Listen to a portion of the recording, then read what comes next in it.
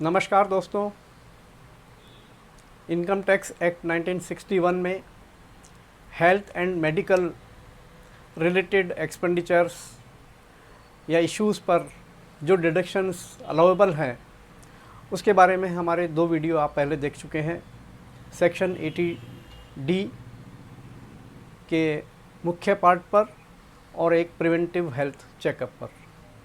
आज का यह वीडियो उसी क्रम में एक आगे की कड़ी है।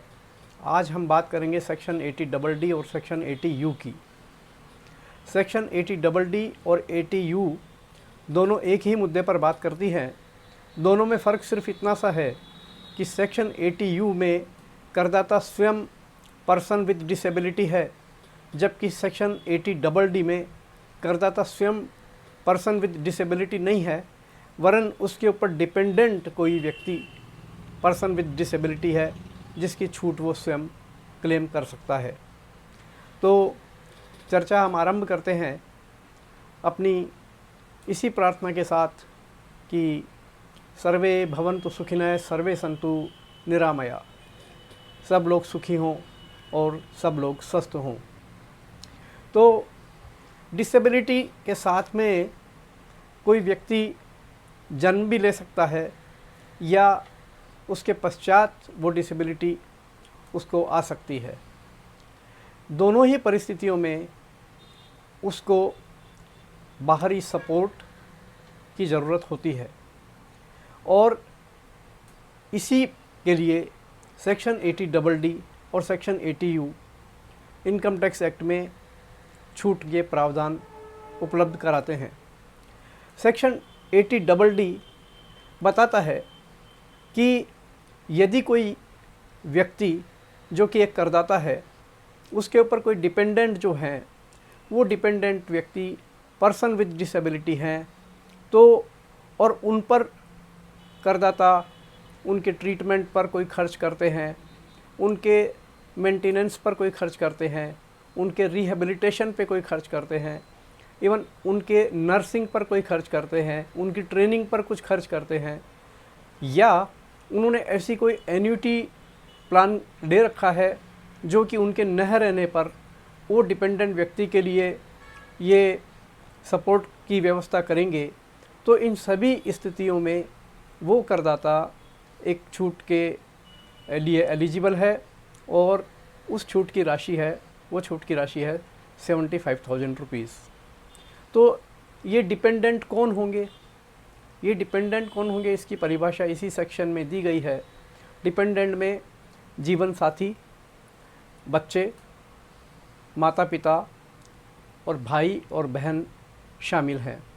ये सभी डिपेंडेंट होने चाहिए होली और mainly for support and maintenance उस करदाता पर। यदि ऐसा है और वह करदाता इन पर जैसा हमने बताया वह खर्च करता है, तो वो अपनी इनकम टैक्स की रिटर्न भरते समय सेक्शन 80DD में 75,000 रुपये का क्लेम ले सकता है।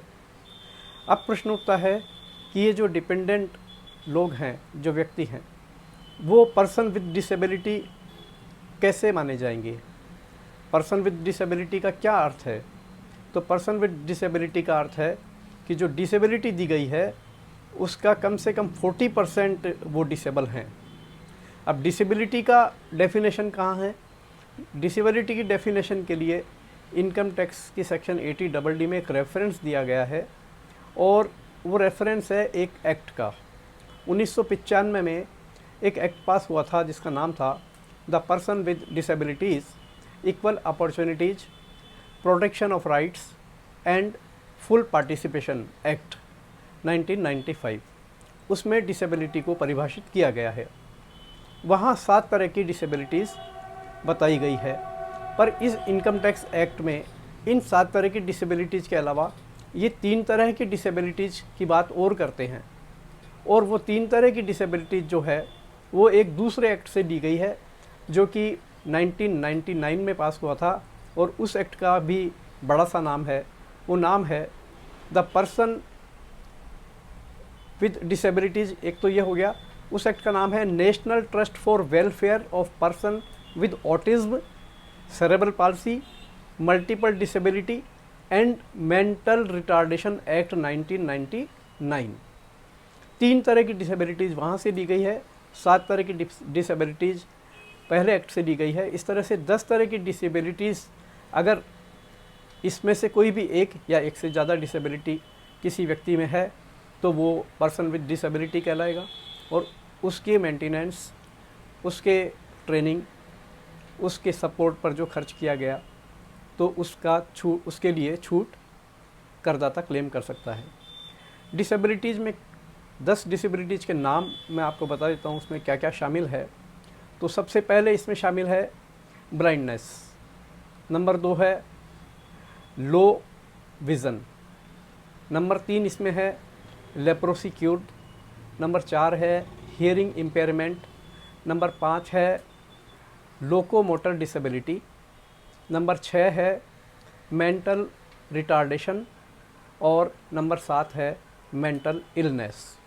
और जो 3 और हैं 8वीं, 9वीं और 10वीं, वो एक्ट के नाम में शामिल था। 8वीं 9वीं, 8वीं है ऑटिज्म, 9वीं है सेरेब्रल पॉल्सी और 10वीं है मल्टीपल डिसेबिलिटी।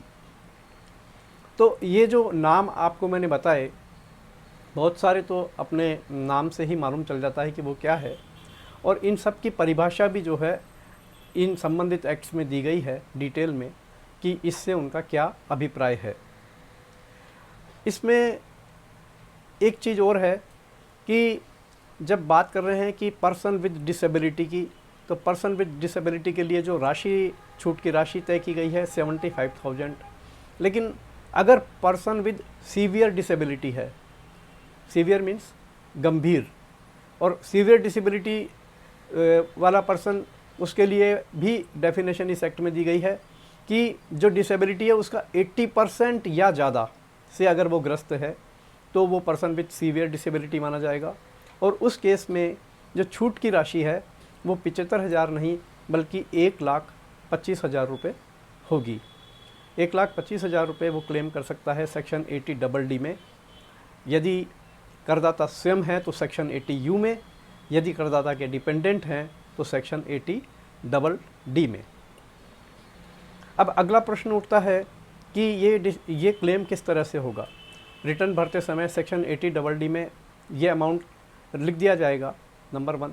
उसके बाद में एक सर्टिफिकेट साथ में लगाना होगा। वो सर्टिफिकेट कहाँ से लेना होगा? वो सर्टिफिकेट इशू करेगी कोई मेडिकल अथॉरिटी। मेडिकल अथॉरिटी की भी डेफिनेशन अवेलेबल है। मेडिकल अथॉरिटी में इन्होंने बताया है कि एक सरकारी अस्पताल का chief medical officer medical authority है, सरकारी अस्पताल का सिविल सर्जन मेडिकल अथॉरिटी है, या सरकारी या गैर सरकारी किसी भी अस्पताल में यदि कोई डॉक्टर न्यूरोलॉजी में MD हैं तो वो भी मेडिकल अथॉरिटी है। ये तीनों जो अभी बताए गए हैं, ये तीनों मेडिकल अथॉरिटी हैं। ये सर्टिफिकेट इशू कर सकते हैं SSC को कि ये संबंधित व्यक्ति जो है वो पर्सन विद डिसेबिलिटी है, और उसका फॉर्मेट भी इनकम टैक्स के रूल्स में दिया गया है कि किस फॉर्मेट में वो सर्टिफिकेट इशू करना है। तो सर्टिफिकेट रिटर्न के साथ में लगाना होगा, और इस तरह से आप सेक्शन 80DD में या तो 75,000 रुपये का, या सीवियर डिसेबिलिटी के केस में 1,25,000 रुपये का क्लेम कर सकते हैं डिडक्शन के लिए। इसके अलावा इसमें डिसेबिलिटी की बात हो गई, डिपेंडेंट पर्सन की बात हो गई, अमाउंट की बात हो गई, और सर्टिफिकेट की बात हो गई। ये एक्ट यहाँ ये सेक्शंस इसमें कंप्लीट हो रही है। पुनः एक बार बता देता हूँ कि 80DD तब लगेगी तब कि जबकि आपके यानी कि करदाता के जो डिपेंडेंट हैं वो इसमें आ रहे हैं, और 80U तब लगेगी जबकि स्वयं करदाता ही इससे ग्रस्त हैं। तो आशा करता हूँ कि 80DD और 80U पे जो डिसेबिलिटी के बारे में इनकम टैक्स में छूट के प्रावधान हैं वो सरल शब्दों में आपको मैं बता पाया हूँ। और यदि इससे संबंधित कोई प्रश्न आपका है तो कमेंट बॉक्स में देने से मैं उसका उत्तर दूंगा। और पुनः इसमें अभी एक सेक्शन और हमारी बच गई है जो मेडिकल और हेल्थ से रिलेटेड है, वो सेक्शन 80DD है। 80DD बात करती है कुछ विशिष्ट बीमारियों के बारे में। उसके बारे में हम एक अलग वीडियो में चर्चा करेंगे। तो तब तक के लिए आप सभी को नमस्कार और be careful and B prayerful also. धन्यवाद।